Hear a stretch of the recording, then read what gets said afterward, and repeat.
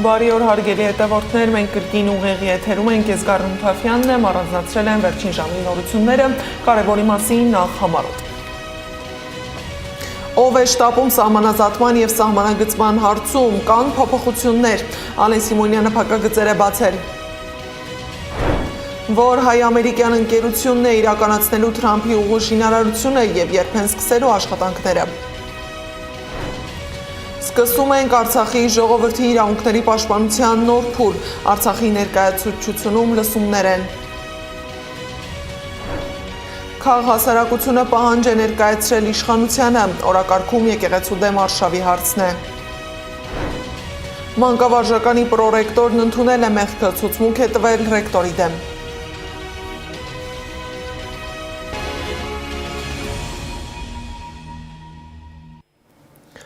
Սահմանազատման օրակարգում փոփոխություն չկա, որոշ հարցերում մենք Հայաստանն է շտապում, որոշ հարցերում Ադրբեջանը։ Ազգային ժողովի նախագահ Ալեն Սիմոնյանը խոսել է դեմարկացիայի և դելիմիտացիայի գործընթացի մասին։ Նա հույս ունի, որ առաջիկայում Հայաստանի ևս մի հատվածում կլինի սահմանազատում և կունենանք իր բնորոշմամբ այնպիսի դրական առաջընթաց, ինչպիսին ունենք Գիրանցում։ Տարածաշրջանային որևիցե ֆորմատից դուրս մնալը չմասնակցելը չեմ կարծում, որ ճիշտ տրամաբանություն կլինի եւ չեմ բացառում Հայաստանի պատվիրակության մասնակցությունը Բաքվում տեղի ունեցող գալիք ինչ-որ նախատեսված միջոցառմանը եւ կարծում եմ, որ այդ այլևս քննարկելի հարց չէ, այսինքն մենք ինչ ենք քննարկում նման հարցեր տարածաշրջանային այս իրավիճակում, եթե կան ինչ-որ պրոբլեմներ, մենք այդ պրոբլեմները կբարձրաձայնենք, օրինակ ինձ համար պրոբլեմ է հանդիսանում պահվող անձանց գերիների առկայությունը, բայց կարծում եմ դա նույնպես քննարկելի եւ ինչպես նախկինում քննարկելի եւ լուծելի հարց է։ Այս համատեքստում էլ Փաշինյանը հայտարարել է, թե որ ընկերությունն է կառուցելու Թրիփը։ Trip Company-ն, այն հայ-ամերիկյան ընկերությունն է, որն իրականացնելու է Թրամփի ուղու շինարարությունը։ Հայ-ամերիկյան համատեղ ձեռնարկությունը կգրանցվի Հայաստանում եւ կստանա երկաթուղային, ճանապարհային, նավթային եւ գազային խողովակաշարերի,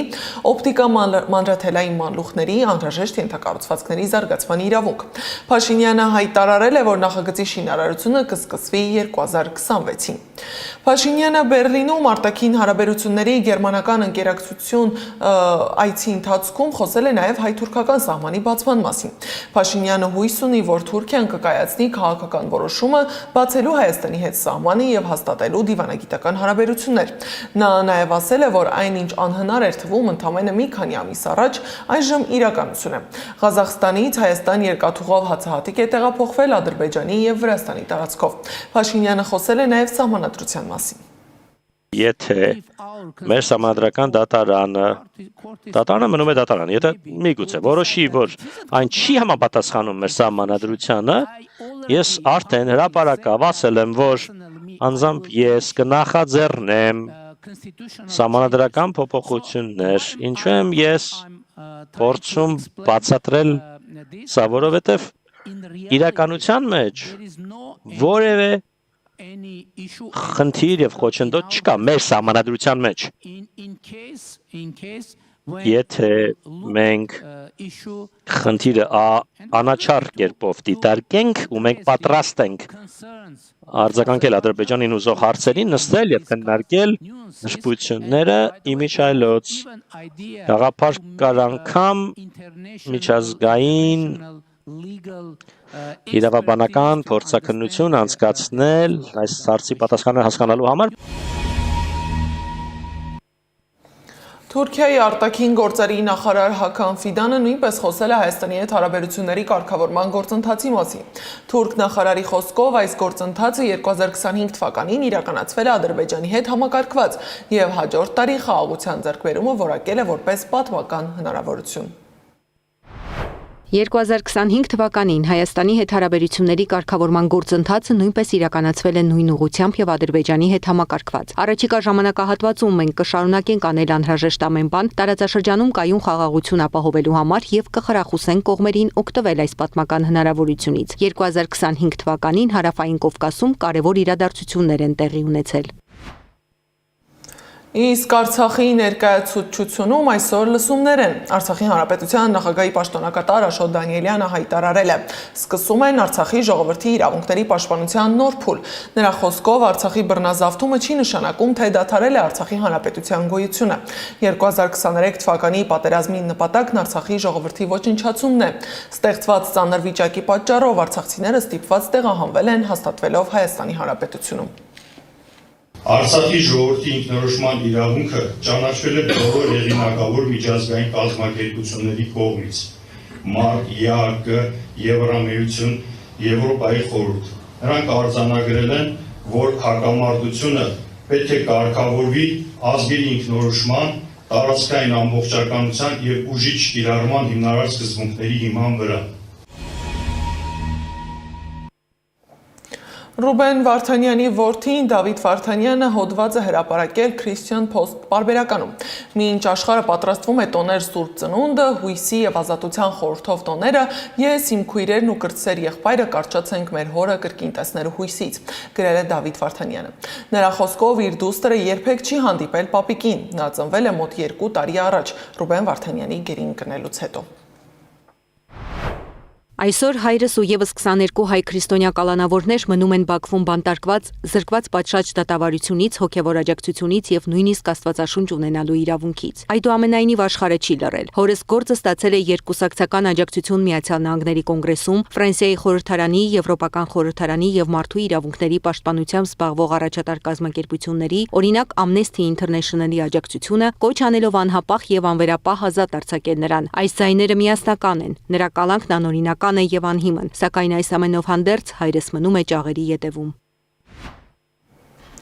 Իսկ Հայաստանում հարվածի տակ է հայ առաքելական եկեղեցին ու եկեղեցականները։ Քաղաքացիական հասարակության մի քանի կազմակերպություններ եւ հանրային գործիչներ հանդես են եկել հայտարարությամբ, որով դատապարտում են իշխանությունների գործողությունները, որոնք ըստ ստորագրյալների խաթարում են եկեղեցու ինքնավարությունը։ Պահանջում ենք հանրային իշխանության ներկայացուցիչներից եւ հատկապես Հայաստանի վարչապետ Նիկոլ Փաշինյանից ձեռնպահ մնալ Հայաստանի սահմանադրությունը եւ ներպետական օրենքները, Հայաստանի միջազգային իրավական պարտավորությունները խախտող գործողություններից, եկեղեցու գործունեության ազատությունն ու ինքնավարությունը, դատական իշխանության մարմինների եւ իրավապահ համակարգերի վրա ոչ իրավաչափ ազդեցություն ունենալուց։ Հայաստանի նախագահ Վահագն Խաչատուրյանից կատարել Հայաստանի սահմանադրության պահպանմանը հետևելու իր գործառույթը հանրային իշխանության ներկայացուցիչներից իրենց հանրային խոսքում լինել զուսպ եւ պահպանել հանրային պաշտոն զբաղեցնող անձի էթիկայի եւ վարքագծի կանոնները, չօգտագործել ատելություն եւ անհանդուրժողականություն տարածող, խտրականություն եւ վիրավորանք պարունակող խոսույթ։ Դատավորներից իրենց լիազորություններն իրականացնել անկախ եւ Հայաստանի սահմանադրության եւ մարդու իրավունքների պահպանմամբ, այդ թվում ազատության իրավունքի եւ կալանավորումը որպես ծայրահեղ խափանման միջոց կիրառելու սկզբունքները։ Քննչական կոմիտեի եւ դատախազության ծառայողներից իրականացնել անկախ եւ արդյունավետ քննություն առաջնորդվելով բացառապես սահմանադրության եւ օրենքների պահանջներով, ապահովել հարուցված վարույթներում ներգրավված անձանց իրավունքները, այդ թվում անմեղության կանխավարկածը, ոստիկանության եւ ազգային անվտանգության ծառայության ծառայողներից իրականացնել իրենց գործառույթներն անկախ, հիմք ընդունելով բացառապես Հայաստանի Հանրապետության սահմանադրության եւ օրենքների պահանջները, ձեռնպահ մնալ անհամաչափ եւ անհարկի ուժի գործադրումից եւ անձանց իրավունքները խախտելուց։ Նիկոլ Փաշինյանի հետ հանդիպած Հայաստանյայից առաքելական Սուրբ եկեղեցու մի խումբ եպիսկոպոսներ հանդես են եկել հայտարարությամբ։ Նրանք ցավում են, որ եպիսկոպոսատ ժողովը հետաձգվել է։ Այն ըստ իրենց հնարավորություն պետք է ստեղծեր բոլոր եպիսկոպոսներին բարձրագույն ատյանում կանոնական տեսակետը արտահայտելու համար։ Կոչ ենք անում հոգևոր մեր եղբայրներին չտրվել սադրանքների, զերծ մնալ վիրավորական խոսույթից եւ չթիրախավորել եպիսկոպոսներիս նվիրական առաքելությունը, հարգանքով վերաբերվելով եկեղեցու նվիրապետական կարգին։ Մեկ անգամ եւս վերահաստատում ենք մեր հիմնավոր եւ արդարացի դիրքորոշումը, որ անհրաժեշտ է հիմնարար լուծում տալ մեր պետության եւ Սուրբ եկեղեցու շուրջ ծավալվող անընդունելի երևույթներին։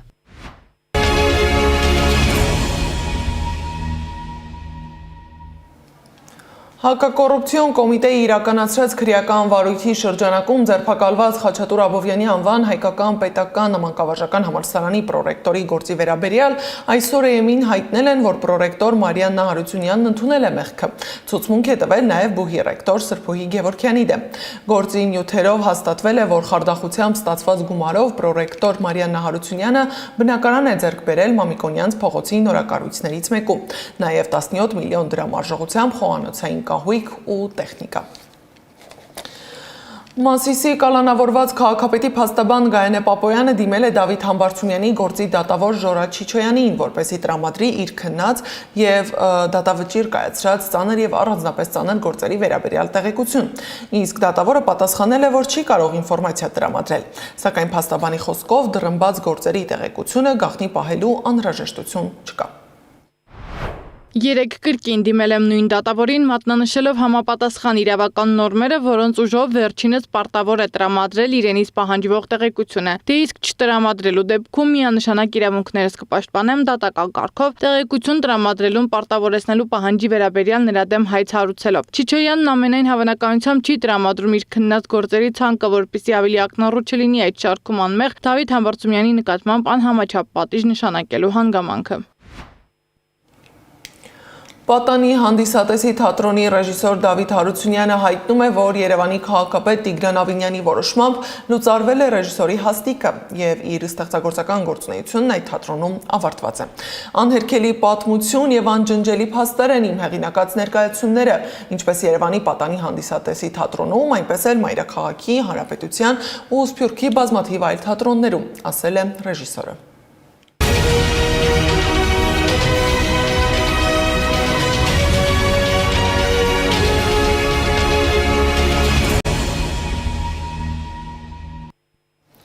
Միջազգային լրահոսից Փենսիլվանիայում իր կողմնակիցների առջև 1 ժամ 40 րոպեանոց ելույթի ժամանակ Միացյալ Նահանգների նախագահ Դոնալդ Թրամփը ոչ մի անգամ չի հիշատակել Ուկրաինայի հակամարտության մասին։ 10 ամսվա ընթացքում ես ավարտել եմ 8 պատերազմ, այդ թվում Կոսովոյի, Սերբիայի, Պակիստանի եւ Հնդկաստանի պատերազմները, որոնք բոլորն էլ կատաղի են ընթացել։ Իսրայելը եւ Իրանը, Եգիպտոսը եւ Եթովպիան, բայց դուք չգիտեիք դա։ Հայաստանն ու Ադրբեջանը, հայտարարել է Թրամփը դիմելով կողմնակիցներին։ Միացյալ Նահանգների ղեկավարը ելույթում հիշատակելով Թայլանդի եւ Կամբոջայի միջև հակամարտությունը, որը նա նախկինում համարում էր ավարտված, խոստովանել է, որ այն կրկին բռնկվել է։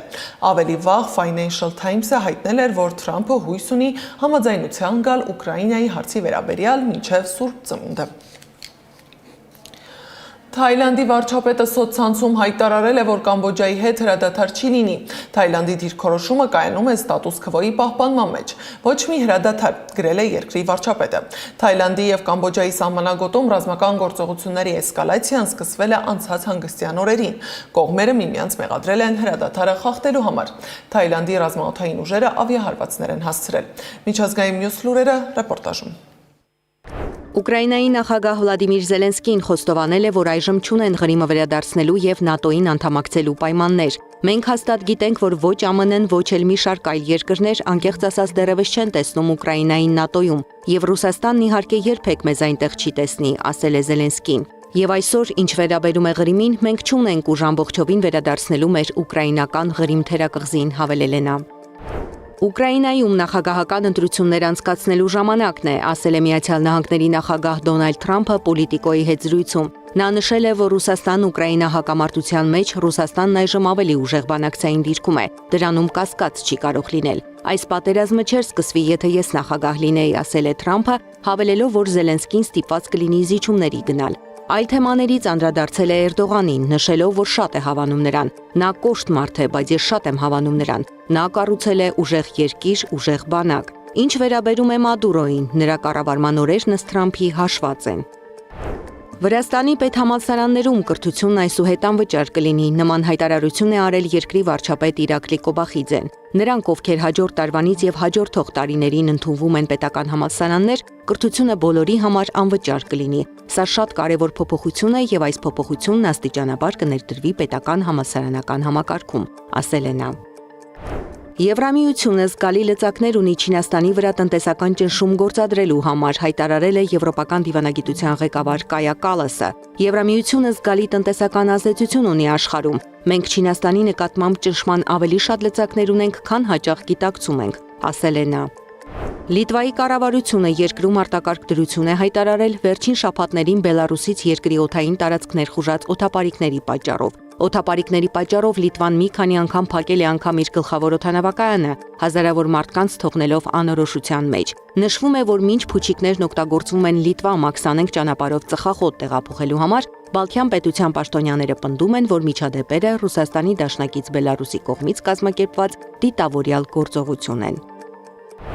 Ալեքսանդրիայի ափերի մոտ խնջույքների համար նախատեսված 2000-ամյա հին եգիպտական շքեղ զբոսանավ է հայտնաբերվել։ Մեր թվարկության առաջին դարին թվագրվող զբոսանավը համապատասխանում է հույն պատմիչ Ստրաբոնի նկարագրություններին։ Նա նշել էր, որ ինչպես ցերեկն, այնպես էլ գիշերը նավերը լի են եղել ֆլեյտա նվագող ու պարող մարդկանցով։ Նավն ունեցել է 35 մետր երկարություն, իսկ տախտակամածին եղել է շքեղ խցիկ։ Հնդկական ավիաուղիները սպասարկող ինքնաթիռում աղավնի է հայտնվել, ուրախություն պարգևելով ուղևորներին։ Զարա Սարգսյան, Նոնա Գևորգյան, ABC Media։ Այս ժամի համար նախատեսել էինք այսքանը, շարունակեք հետևել մեզ YouTube-ում, Facebook-ում, Telegram-ում, WhatsApp-ում, Instagram-ում ու TikTok-ում կամ այցելեք մեր պաշտոնական կայք www.abcmedia.am։ Ես Գառնիկ Թավյանն եմ, շնորհակալություն ուշադրության համար, ժամը 18-ին եթերում կլինի ABC Newsroom-ը։ Իմ գործընկեր Աննա Սարգսյանը կներկայացնի օրվա գլխավոր թեմաները։